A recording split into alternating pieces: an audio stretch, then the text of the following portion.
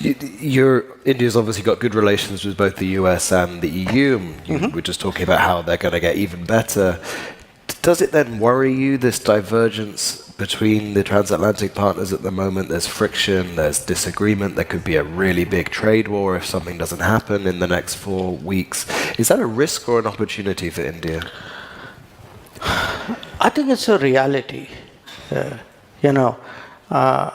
Look, Sorry, you think a transatlantic divergence is a reality? No, I think there are realities. Right. Sometimes, if, as I said, if you've grown up in an alliance culture, even a public difference looks much bigger if you're not used to differences and you're not used to it being aired very, very visibly and articulately. I'm not sure I would worry whether this would happen or that would happen. You take it as you get it, and you make the best of it. I mean, that's really what my business is all about. So we do see today that Europe has a distinct position on many issues. Those are not necessarily the positions shared today in the United States. So that's a reality. Now, as a country which is, we are objective about it. We value our relations with US as we do with the EU. We will deal with each one on terms which are best for both of us. Could you think of specific areas, though, where that divergence would pose a problem for India in a real practical sense? Not off the top of my head, because many of the arguments between Europe and US pertain to their own relationship. So if there is a debate about, let us say, defense budgets, Sure. Why would I wade into that? Sure.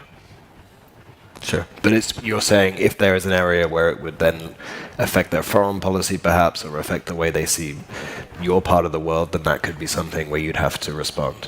Sure. Trump has a much more, let's say, nuanced view of the war in Ukraine than his predecessor did. Okay. I'll take your word for it. Well, nuanced is the way that people have described India's position towards Russia in the last. That one is okay. So do you now feel vindicated that you were always right all along on Russia? No, look, let me walk back a bit. We have felt from the start that even if two countries, two neighbors have differences, even very deep differences, it cannot be settled by recourse to war. Okay. If war has started, you're not going to get, given the situation, you're not going to get a solution out of the battlefield. If you're not going to get a solution out of the battlefield, then the answer is to negotiate. And if you are going to negotiate, it makes sense to negotiate directly rather than through very convoluted signaling. Sure. So that's been our position. It wasn't necessarily widely accepted in 2022, but I think a lot of people have come around to that point of view right now.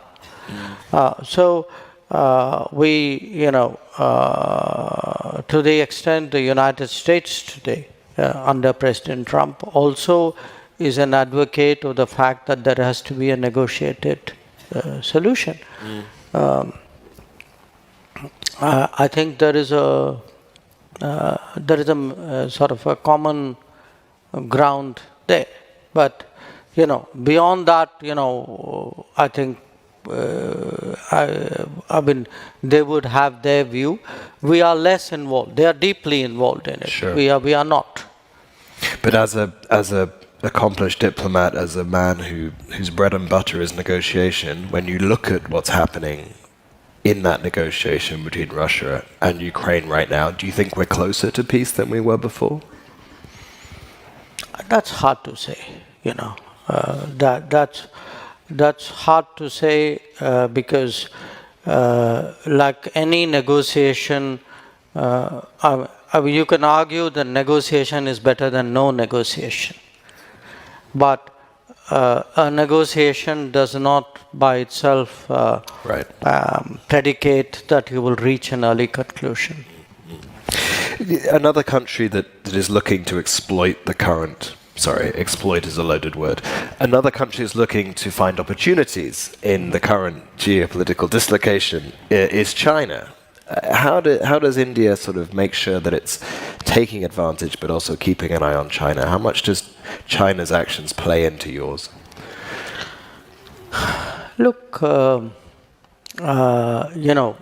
China, I mean, it's an obvious fact, but still I have to say it. China is an immediate neighbor. Yeah. Okay? It's a neighbor with whom also we have an unsettled boundary. So that's a big factor in our relations.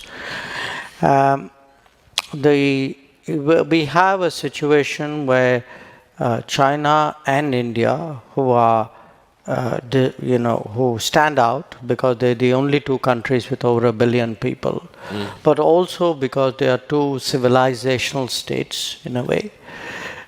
They have, you see a kind of a parallel rise. The Chinese started their modernization ahead of us because I think we had at that time governments perhaps who didn't do what they should have done in those early years.